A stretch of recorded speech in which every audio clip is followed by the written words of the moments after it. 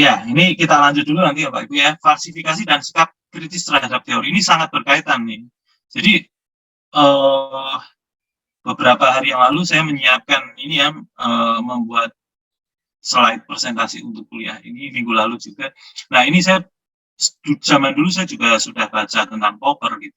Tapi saya semakin sadar bahwa pandangan Popper itu antara satu hal dengan hal yang lain itu berkaitan Bapak Ibu ya. Berkaitannya itu nggak bisa dilepas gitu ya. Jadi tadi kemarin kita bahas falsifikasi, kemudian tadi deduktif testing terhadap teori ya. Kemudian ini sikap kritis itu kan berhubungannya. Jadi falsifikasi itu di dalamnya juga pasti termasuk ada sikap kritis. Jadi kita lihat saja ya Bapak Ibu. Jadi di sini Popper mengatakan hipotesis dan teori harus berisiko untuk difalsifikasi ya. Metode ilmiah versi Popper menempatkan hipotesis dalam kerangka pengujian sedemikian rupa sehingga berisiko untuk difalsifikasi ya. Jadi kita inginnya sih hipotesis kita benar ya Bapak Ibu ya, bukan pengennya salah gitu. Tentu kita inginnya hipotesis kita benar gitu ya. Nah, namun kita merumuskan cara pengujian sedemikian rupa sehingga dalam pengujian ini hipotesis kita itu berisiko untuk ditolak gitu ya. Seandainya kita merancang pengujian lingkungan pengujian, cara pengujian yang sedemikian rupa sehingga nyaris selalu membuktikan bahwa hipotesis kita benar. Nah, itu berarti kita tidak bersikap kritis terhadap teori kita, atau kita tidak menempatkan teori kita dalam sikap kritis yang tepat sesuai dengan yang disarankan Popper gitu ya. Kemudian yang nomor 2, Popper menyarankan agar sebuah teori dirumuskan sejelas mungkin sehingga setiap konsekuensi dari teori tersebut dapat dideduksi dengan mudah ya. Jadi semakin jelas teorinya itu dirumuskan, itu kayak kalau istilahnya Popper itu kayak dia menyerahkan lehernya gitu ya untuk ditebas oleh eksperimen, kira-kira gitu Bapak Ibu ya. Ini leher saya, silahkan kalau Anda bisa nebas monggo gitu. Setiap konsekuensi dari teori tersebut dapat dideduksi dengan mudah, tidak ambigu ya, ini penting sekali, ini tidak ambigu, dan dengan demikian dapat dibenturkan secara frontal dengan fakta eksternal melalui pengujian atau observasi ya. Spiritnya seperti itu Bapak Ibu ya. Prakteknya belum tentu semudah ini ya, tapi spirit ini yang harus kita pegang. Dari sebuah teori yang diformulasikan dengan baik, setidaknya kita akan dapat mendeduksikan satu pernyataan prediksi atau konsekuensi yang menolak fenomena tertentu. Nah,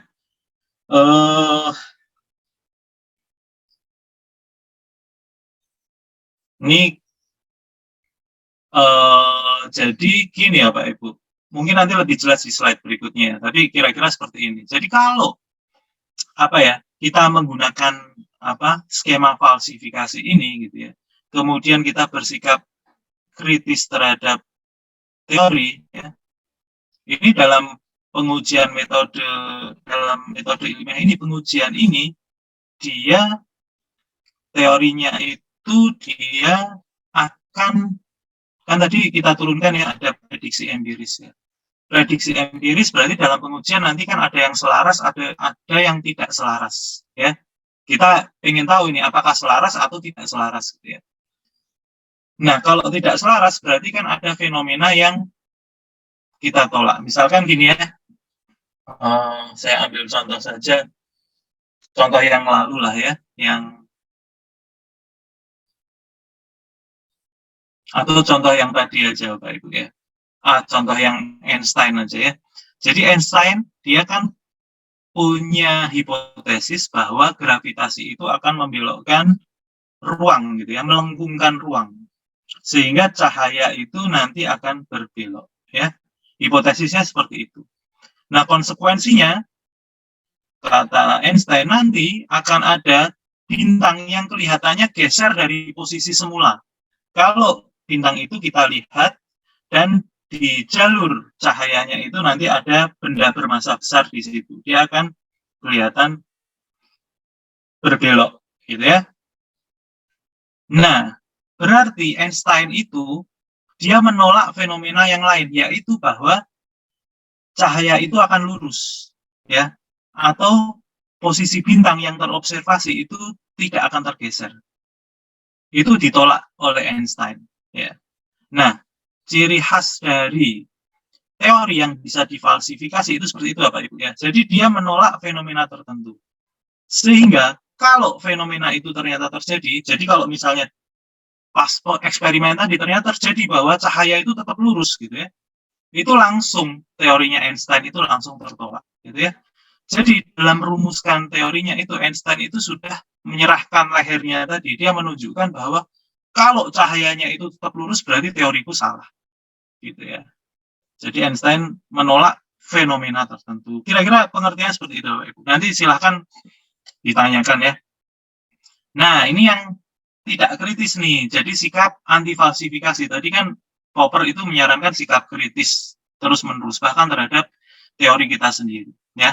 Jadi saintis tidak semestinya menampilkan sikap anti falsifikasi, yaitu melakukan upaya-upaya sistematis untuk menghindari falsifikasi. Jadi ya tadi itu kondisi percobaannya dibuat sedemikian rupa sehingga ya kelihatan selalu benar lah ini teorinya. Misalkan ya, kalau kita menggunakan machine learning gitu ya, nanti data-data untuk training dan seterusnya itu ya kita pilih datanya itu sedemikian rupa sehingga ini cocok dengan algoritma machine learning yang kita gunakan gitu. Jadi nanti kemungkinan performansi machine learning kita akan jadi bagus dan seterusnya gitu ya. Nah, itu termasuk sikap anti falsifikasi, yaitu kita melakukan upaya sistematis agar hasilnya bagus gitu ya, supaya lulus Bapak Ibu ya, lulus dengan mudah. Karena kalau tadi waktu itu yang tanya siapa ya, Pak Kukuh kalau nggak salah, kalau ternyata salah nanti kan pas diuji ribut ini para penguji, ini gimana sih ya, hipotesis penelitian kok hasilnya setelah diuji salah ya? Ataupun menginterpretasikan bukti sekedar agar keduanya yaitu teori dan bukti pengujian tadi bisa tetap selaras. Ini caranya bisa macam-macam ya. Pokoknya kita pengennya hipotesis kita itu benar gitu. Saintis hendaknya tidak melakukan mekanisme anti falsifikasi. Ini diantara beberapa mekanisme anti falsifikasi atau mekanisme tidak kritis ya. Itu adalah memformulasikan ad hoc hipotesis ya. Contoh gampangnya gini, Bapak Ibu, ad hoc hipotesis ini. Teorinya adalah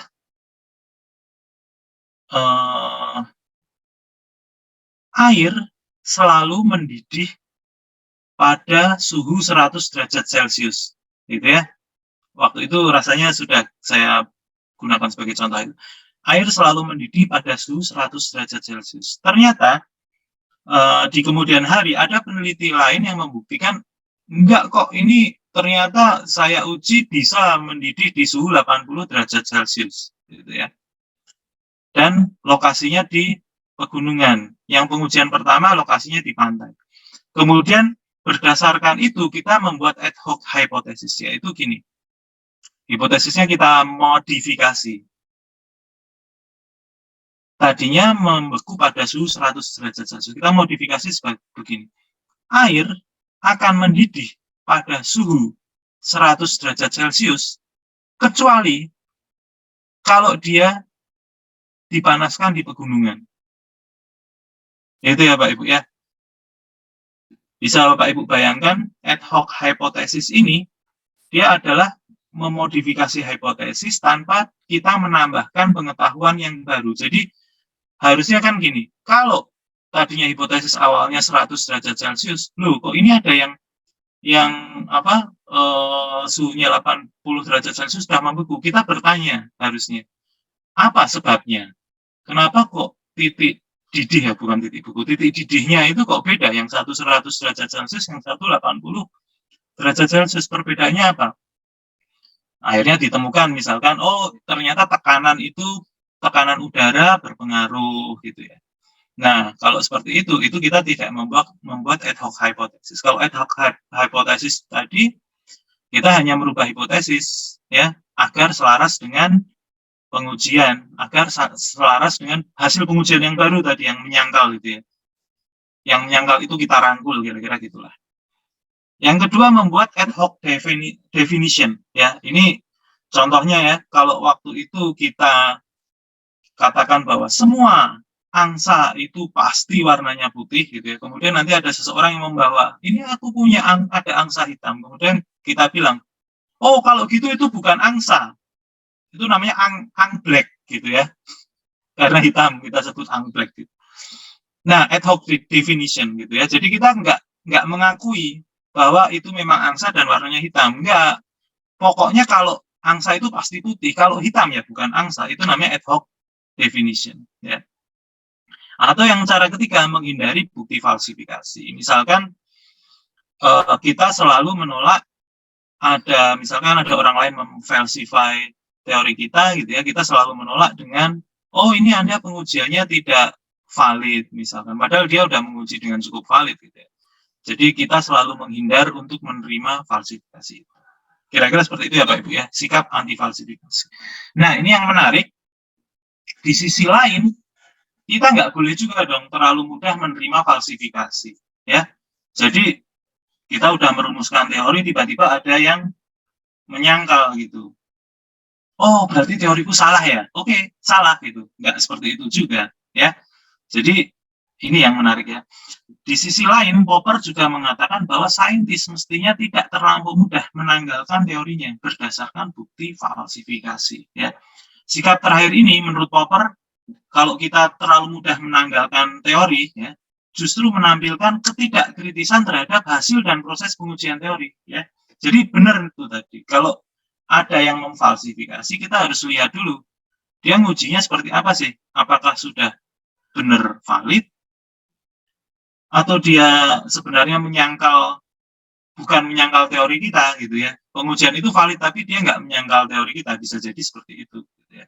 Macam-macam, kita harus lihat dulu gitu ya. Kita harus bersikap kritis juga terhadap pengujian. Ya, mengapa demikian? Bukti falsifikasi mungkin saja dihasilkan dari pengujian yang kurang cermat. Kemungkinan lain, apa yang terlihat sebagai penyimpangan, ya ini kemungkinan lainnya ini menarik nih ya Pak. Yang terlihat sebagai penyimpangan yang ditemukan dalam pengujian bisa saja memiliki penjelasan yang masih konsisten dengan teori. Nah, ini lebih jelasnya kita lihat di contoh sebelah ini ya. Nah, ini ya. Jadi, ini tentang penemuan planet Neptunus ya, Bapak Ibu.